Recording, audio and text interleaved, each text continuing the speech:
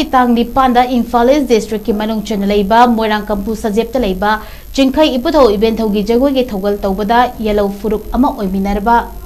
कबुई फुरुकी जगोईबु येंगबा यादबा मवोंग Marin तादबा मवोंगदा साहलुबगीदमक किमेक्स की head office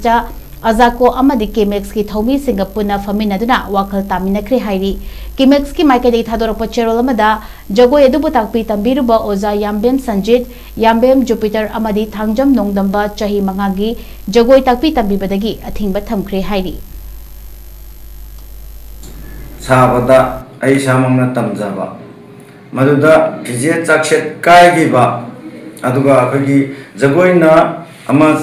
सारगा इशैना सेरांतोन अमा सक्चलक्पा असुगुम्बा मयामसी चिंगई इबुदो इवेंटो अनिगी जगोई मनाकमु सजेबकी लाई हरावा हुमनी चनमनुमिता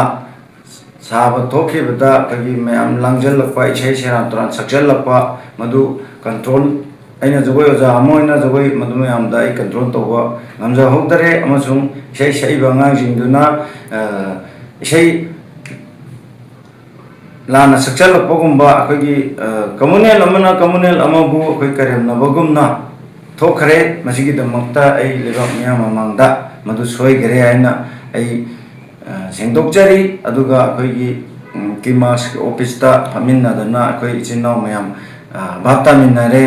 मतुंगा मु मसि आई तौजरोय अदुगा आइगी मथंगदा कनागुम्बा ओजाजिंगना लाइबुंगदा जगोई तंबिगदोब लैरगदी मरिक मखोंग चुमना खंगागा अदुगा मिगी अतो